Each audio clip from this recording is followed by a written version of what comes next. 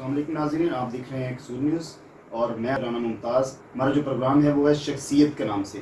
تو آج جس بندے کے ساتھ ہم پروگرام کرنے جا رہے ہیں وہ ضلع قصور کی ایک نامور شخصیت اور شعبہ وکالت میں سے جن کا تعلق اور وکالت کے شعبے میں بڑے منجے ہوئے وکیل، ضلع قصور کی ایک نامور شخصیت، میری مراد رانا امتیاز حسین صاحب، ایڈوکیٹ ہائی کورٹ تحصیل کورٹ پتوکی سے۔ تو آئیے ان سے بات کرتے ہیں۔ السلام علیکم رانا صاحب۔ سر کیا حال ہے؟ ٹھیک ٹھاک ہے؟ وعلیکم السلام۔ طبیعت ٹھیک ہے آپ کی؟ جی سر الحمدللہ، آپ کیسے ہیں؟ ٹھیک ٹھاک؟ بہت اللہ تعالیٰ کا سر شکر، الحمدللہ اللہ تعالیٰ کا بہت احسان ہے۔ رانا صاحب بات کرنا چاہیں گے آپ سے کہ ابتدائی طور پہ شروع کرتے ہیں کہ آپ نے تعلیم کہاں سے حاصل کی، ابتدائی تعلیم کہاں سے حاصل کی؟ میری ابتدائی تعلیم جو ہے وہ پتوکی سے حاصل کی، گورنمنٹ کالج پتوکی سے پڑھا، اور اس کے بعد گورنمنٹ ڈگری کالج پتوکی سے میں نے بی اے کیا، اور ایل ایل بی جو ہے وہ لاہور پنجاب یونیورسٹی سے کیا۔ اچھا رانا صاحب، آپ نے وکالت کا جو شعبہ تھا اسی کو کیوں چنا؟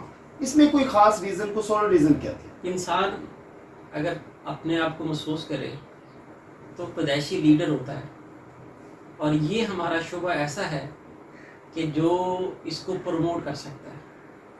اس میں آپ جنرلی اپنے آپ کو لیڈر ثابت کر سکتے ہیں۔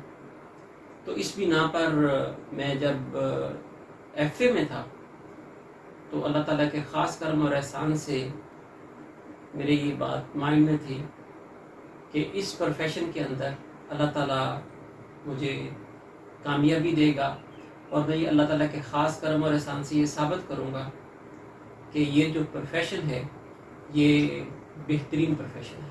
اور بات کریں گے ایک وکیل کے طور پہ، بطور وکیل آپ کا کلائنٹ کے ساتھ کیسا رویہ ہوتا ہے؟ میں یہ محسوس کرتا ہوں کہ اگر سچ بولنا شروع کر دے وکیل، اس کو اس کے کیس کے نقائص کے متعلق بتانا شروع کر دے، اور اپنے مائنڈ کے اندر یہ بات رکھے کہ اس کلائنٹ کو نہیں بلکہ میں اللہ کی ذات کو جواب دہ ہوں، اور جب اس کا وہ کیس کرے تو یہی بات اپنے مائنڈ کے اندر رکھے کہ میں اللہ کی ذات کو جواب دہ ہوں۔ اس کے بعد کیس کے حوالے سے اس کا خود سے ضمیر مطمئن ہونا چاہیے۔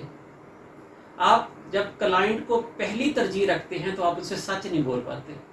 اگر کسی کا کیس نہیں بنتا تو آپ اس کو اسٹریٹ ویز بتائیں کہ آپ کا کیس نہیں بنتا، تو ایک دفعہ تو اس کے دل پر یہ بات بڑی گراں گزرے گی، لیکن بعد میں جب اس کو کیس کا رزلٹ کا پتہ چلے گا تو آپ کے لیے بہت ساری دعائیں دے گا۔ اچھا پوائنٹ آپ نے دیا، اور یہ ینگ لائر کے لیے بھی ایک میسج ہے، اور جو وکلا ہے ان کے لیے بھی ایک میسج ہے کہ کلائنٹ کے ساتھ آپ کا رویہ جو ہے کیسا ہونا چاہیے۔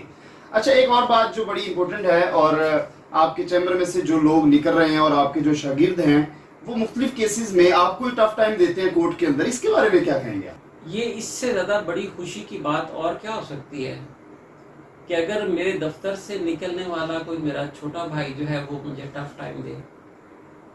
میں سب جو میرے دفتر میں کو جوائن کرتے ہیں تو ان کو میں ایک بات کہتا ہوتا ہوں، وہ یہ کہتا ہوتا ہوں کہ ذہانت کی کمی کو آپ محنت سے پورا کر سکتے ہیں، محنت کی کمی کو آپ ذہانت سے پورا نہیں کر سکتے۔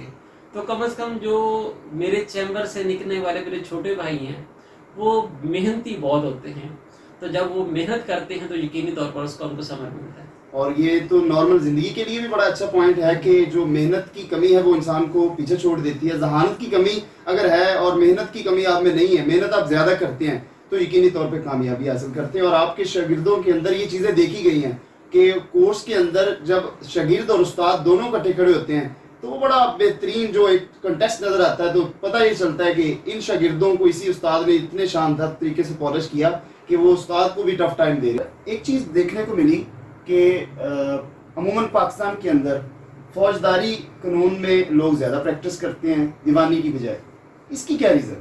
فوجداری قانون کے اندر آپ کو بظاہراً ایسے لگتا ہے جیسے کم محنت کرنی پڑتی ہے، اور دوسرا یہ ہے کہ اس کا رزلٹ فوری ہوتا ہے، اور یقینی طور پر جو کلائنٹ ہے وہ فوجداری مقدمات میں کوفت کا شکار ہوتا ہے، وہ جو باقی فی کے معاملات ہیں وہ بھی اس میں فوری طور پر کرنے کی کوشش کرتا ہے۔ اسی جو آپ نے سوال کیا، میں آپ کے اس چینل کے ذریعے میں میسج دینا چاہتا ہوں کہ یہ جو ہمارا فوجداری نظام ہے مقدمات کی نسبت، یہ انتہائی ناقص نظام ہے، اور میں خوف زدہ ہوں اس پروفیشن میں 23 سال گزارنے کے بعد کہ اگر یہی نظام اسی طرح چلتا رہا تو آئندہ آنے والے وقت میں اس میں شدید آپ کو اندھیرا نظر آئے گا۔ وجہ کیا ہے؟ وجہ یہ ہے کہ section 4L criminal procedure code کے تابع ایویڈنس کو کلیکٹ کرنا انویسٹیگیشن افیسر کا کام ہوتا ہے۔ جس انویسٹیگیشن افیسر نے ایویڈنس کو کلیکٹ کرنا ہے، میں نے فرض کریں کہ آج کے دن تک 300 قتل کے مقدمات میں 300 آئیو صاحبان پہ جرا کی، میں پوری ذمہ داری کے ساتھ کہتا ہوں کہ 280 کو اس میں سے پوسٹ مارٹم رپورٹ جو اہم ترین ایویڈنس کا حصہ ہوتا ہے ان کو پڑھنی نہیں آتی۔ تو جس انویسٹیگیشن افیسر کو وہ پوسٹ مارٹم رپورٹ پڑھنی نہیں آئے گی، وہ ایویڈنس کو کیسے ایویلیویٹ کر سکتا ہے؟ وہ کیس کے بارے میں بہتر ایویڈنس کلیکٹ کیسے کر سکتا ہے؟ وہ 161 CRPC کے تابع کرمنل پروسیجر کوڈ کے تابع وہ بیان بہتر کیسے لکھ سکتا ہے؟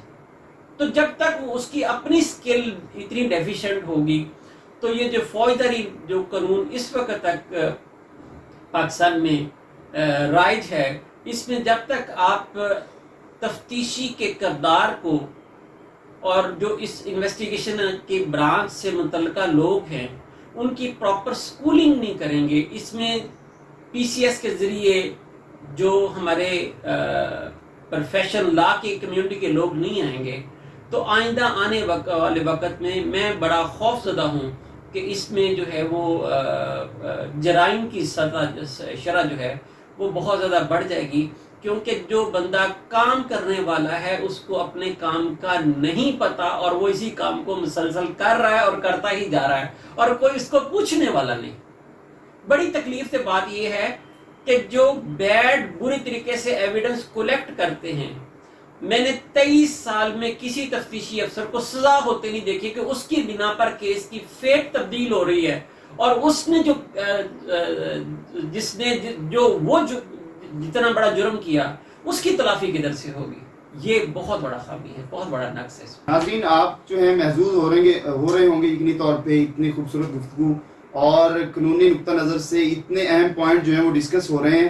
تو بات کرتے ہیں رحم صاحب، زمانہ طالب علمی میں کوئی ایسا واقعہ جو بڑا یادگار ہو، جو بڑا یاد آتا ہو، تو وہ تو ہمارے ساتھ شیئر کریں۔ بڑے پرسنل کوشچن آپ سے کرنا شروع کر دیے کہ زمانہ طالب علمی کے اندر آپ نے کوئی ایسا واقعہ جو دل کو چھوتا ہو، جو بڑا یاد آتا ہو، اس کے بارے میں کیا کہیں؟ انسان جب بھی یہ سوچتا ہے اپنے زمانہ طالب علمی کے بارے میں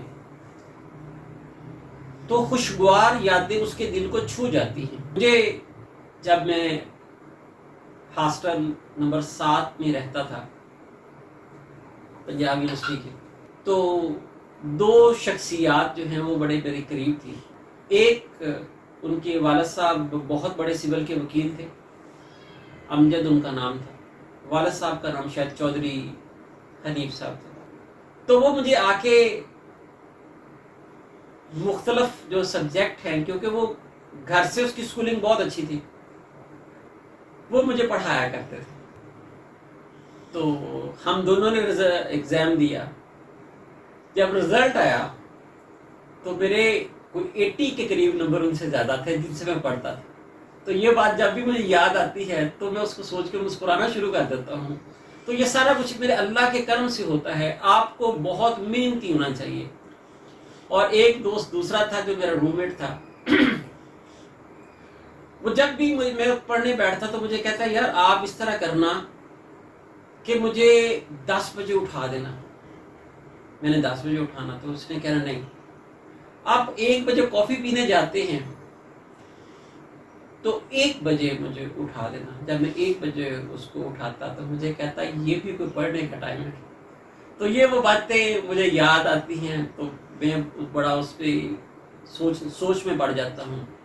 انفارچونیٹلی وہ جو سونے والا تھا رات کو، اس نے مجھ سے 5 سال بعد LLB کیا اور پھر اس پروفیشن میں وہ کامیاب نہیں ہو سکا۔ ڈاکٹر صاحب، آخر میں کوشچن کروں گا کہ سور نیوز کے بارے میں کیا کہیں گے؟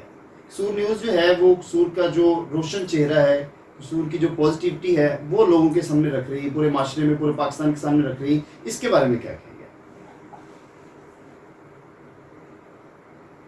بہت کم میرے پاکستانیوں کو قصور کے بارے میں علم ہے. بہت نامور لوگ جو ہے اس ضلع قصور سے پیدا ہوئے. قصور کی مٹی بڑی زرخیز ہے. آج 73 ایئرز میں کوئی گلوکار نور جہاں جیسا نہیں، گلوکارہ نور جہاں جیسی نہیں. وہ قصور کی مٹی کی بہت خوبصورت شاعر، بڑے نام قصور سے پیدا ہوئے. یہ جو قصور کے نام کا چینل ہے، اس کی لاج رکھتے ہوئے قصور کا خوبصورت چہرہ لوگوں کے سامنے، پاکستانیوں کے سامنے رکھنا چاہیے کہ ہمارا قصور بہت خوبصورت ہے. یہ بہت محبت کرنے والوں کی زمین ہے، یہ بڑے پیار کرنے والے لوگوں کی زمین ہے، یہ بڑے دل والے لوگوں کی زمین ہے، اور یہ بڑے سچے دل والے لوگوں کی زمین ہے. یہ بابا بلے شاہ کی زمین ہے، سرزمین ہے. اور جس سرزمین پہ بابا بلے شاہ کا وجود موجود ہو تو کوئی بھی اگر آپ اس کو بابا بلے شاہ کے کلام کو پڑھ لیں ساری صورتحال مختلف ہو جاتی ہے. تو ہمیں جو تعلیم جو ہے ان بزرگوں کے ذریعے ہمیں ملی، ان کو ہمیں آگے بڑھانا چاہیے. اور یہاں میں ایک اور بات آپ کے سامنے رکھ دوں کہ یہ جو بڑے لوگ ہیں یہ اسکولوں کے پڑھے یا کالجز کے پڑھے ہوئے نہیں تھے. آپ شیکسپیئر پہ انگلش میں پی ایچ ڈی کرنی ہو تو شیکسپیئر کو پڑھے بغیر نہیں ہوتی.